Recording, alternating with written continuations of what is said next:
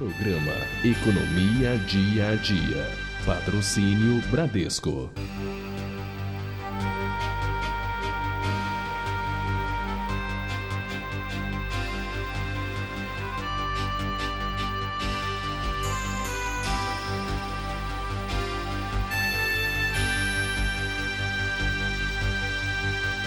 Começa agora o programa Economia Dia a Dia, uma realização do Sindicato dos Economistas de São Paulo. E o tema deste bloco é muito, mas muito interessante. Vamos falar sobre ócio criador, sobre trabalho e saúde. É uma tríade aí que nós vamos nos debruçar. Acompanhe agora um pouco sobre o nosso convidado.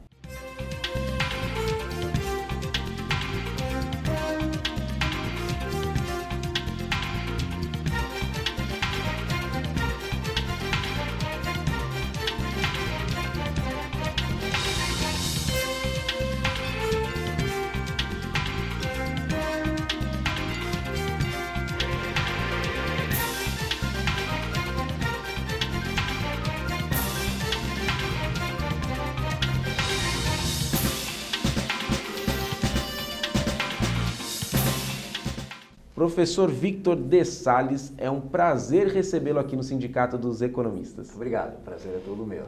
Perfeito. Professor Victor, o que vem a ser o ócio criador, ou como ficou mundialmente conhecido, ócio criativo, do Domenico De Masi? O senhor conheceu esse teórico e o seu livro o cita também? Sim, eu cito principalmente no último capítulo. Eu o conheci na Universidade de Roma, quando na década de 90 eu fui professor de lá. E ele já era um sociólogo, ele já era uma pessoa conhecida e consagrada que trabalhava nesse resgate. Eu sempre me interessei muito por essa temática, não tanto por ele, que também, mas principalmente porque eu me interessava no resgate da paideia, que é a educação arcaica da Grécia Antiga, o projeto certamente o mais evoluído de educação que já tivemos na história da humanidade e que eu tinha muito interesse em resgatar. E o ócio criador é tema fundamental, ou seja, não tem a ver com o lazer como nós entendemos, embora ele tenha o seu lugar. Ele não é como dizem os italianos, dolce far niente. Tem o seu lugar, sem dúvida nenhuma, no sábado à tarde, com a sua cervejinha, com seus momentos agradáveis. O ócio, que em grego se traduz, o nome original é grego, é psicagogia, condução da psique, ou seja, educação da psique. E por que ele é criativo? Porque ele necessariamente, ele não é sem fazer nada, mas é fazer algo que não precisa ser necessariamente rentável ou produtivo, financeiramente falando. Ele enriquece o indivíduo na sua reflexão. Ele dá oportunidade de crescimento para que você possa encontrar a si próprio. Eu conheço-te a ti mesmo, socrático, sem dúvida alguma, e era um pilar da educação antiga. Falamos a questão do ócio criativo e o tema também é trabalho e saúde. Saúde a gente também pode dizer qualidade de vida, ter um corpo saudável, com todas as suas funções em pleno funcionamento, sem dor, sem desgaste. Professor, como conciliar hoje trabalho e saúde? Porque muitas vezes as pessoas aí falam, poxa, como é que eu consigo não me sacrificar, não fazer um monte de horas extras, me regrar na alimentação? E aí é um desafio? Esse é um grande desafio, sem dúvida alguma. É claro que a alimentação saudável é um pilar. Mas cuidado. Excesso de alimentação saudável, você para de viver, né? Vamos devagar. Cadê devagar. O sabor? Onde está o sabor? Onde está o prazer da vida? E há muito modismo, né? Eu que estou na área médica, volta e meia nós vemos novas modas. Uma é a moda contra a carne, outra é a moda contra o açúcar, outra é a moda contra coma aquilo, não coma o outro e assim por diante. Se você realmente levar tudo a ferro e fogo, você vai parar de viver para só ficar fazendo as listas de alimentos, o que pode, o que não pode. E se você entrar na alimentação macrobiótica, então, meu Deus do céu, 33 vezes mastigar para cada bocado, Você vai levar 3 horas para almoçar, mais 3 horas para jantar, mais 3 horas para o seu café da manhã. Bom, 9 horas do dia já se foram no mínimo, né? Quando é que você vai viver? Vamos nos alimentar no trânsito. Pois é. Então, vamos devagar com o andor, que o santo é de barro. É importante, sim. É importante, mas eu ainda estou a favor de uma concepção que o próprio Confúcio nos colocava já no 6º século a.C. para os seus alunos. Cuidado, você não é apenas o que você come, você é principalmente o que você vive, ou como você vive. Como eu falo brincando, de nada adianta você ter uma alimentação vegetariana quando você chega no restaurante atropelado, come atropelado, sai que nem um doido no carro xingando todo mundo, de preferência, para ir para a academia depois e chegar em casa estressado. Isso não é qualidade de vida.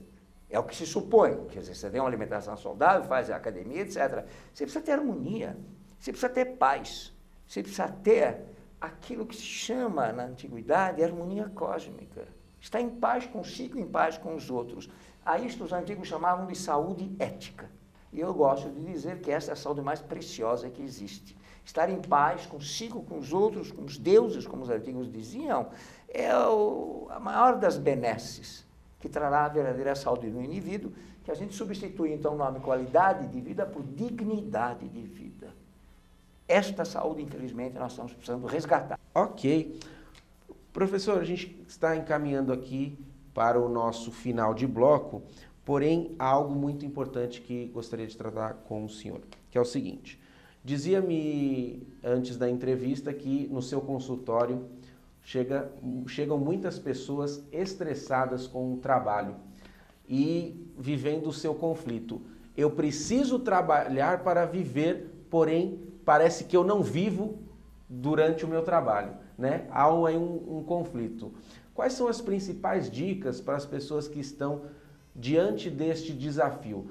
Trabalhar, mas também ter prazer naquilo que faz, ter o seu momento com a família, não se desgastar ao máximo para ter mais dinheiro para depois comprar mais remédios. Ou ficar mais endividado ainda. Mais endividado ainda. Então, veja só, né? Talvez que a grande lição da antiguidade, Metron Ariston, a medida da excelência, é aprender a se bastar. Saber se bastar significa, claro que você tem todo o direito de ter a sua casa confortável, proporcionar o que há de melhor para a sua família, isso é fundamental.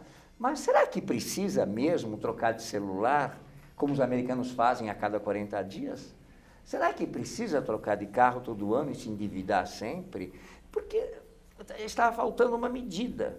E eu tenho a impressão de que ter as coisas e saber ter tempo para gastar é o melhor resultado.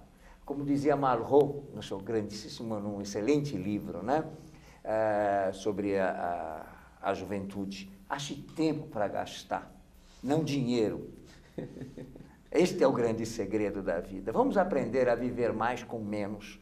Ainda passear na praia com a sua mulher amada, ou com quem quer que seja, batendo os pés nas ondas, e só uma cervejinha está ótimo, não precisa mais.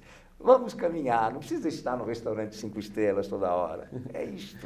Aliás, fazer mais com menos é o mantra dos economistas, né? Claro. Eles estão aí na sociedade para otimizar os recursos, otimizar as tarefas, otimizar também esse objeto, se eu posso assim dizer, intangível, que é o tempo.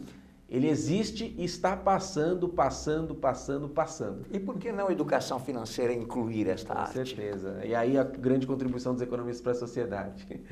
Professor, eu não posso encerrar esse programa com o senhor sem falar um pouquinho, o senhor fale, aliás, um pouquinho de cada livro que o senhor trouxe para nós. Temos imagens aí na tela, inclusive com audiolivros. Explique para nós um pouquinho essas publicações. Bem, os meus livros, deles, Ócio, Criador, Trabalho e Saúde, visa transportar esta sabedoria que vai dos tempos de Sêneca, que era um grande admirador de Sócrates, 500 anos posterior a Sócrates, e trazer esta psicagogia, educação da psique, em grego, que é o significado de ócio, aprender a viver bem, aproveitar o seu tempo. Ele disse uma frase que eu acho fundamental: não existe melhor época na sua vida, existe o desafio de fazer de cada dia a sua melhor época. Isso significa aproveitar o seu trabalho e busque o máximo dos seus talentos. Este seria este livro. A realização do homem que pode aproveitar os seus talentos não tem igual.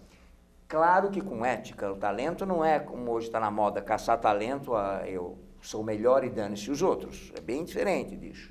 O outro livro, que é a sequência dele, é As Orelhas do Rei Midas, aquele que tu tocava virava ouro, né? E depois ele foi comer, não conseguia mais comer, que era tudo de ouro, né? Aí ele se arrependeu e aprendeu a lição.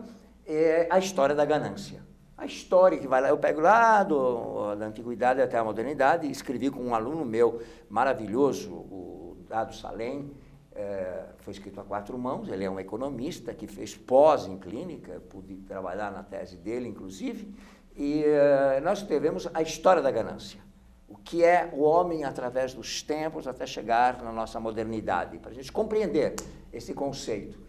E os audiolivros que estão aí, um que é sobre a paideia, que é o resgate deste conceito de aprenda a se desenvolver com tranquilidade. Não confunda informação com conhecimento, não confunda conhecimento com sabedoria, que é o conhecimento temperado pela ética.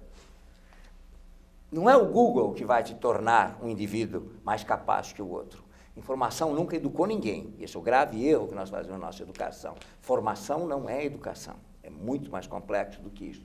E a outra questão é a Dionísio, o deus Dionísio, que todo mundo associa com bacanal, que está erradíssimo, é a alegria de viver. Porque nós temos 2 entidades no pensamento arcaico, que Michel Maffesoli, um grande sociólogo que nós temos na França hoje, coloca muito bem na oposição entre Dionísio e Prometeu. Prometeu, o deus do trabalho, o deus titã, e Dionísio, o deus do prazer da vida.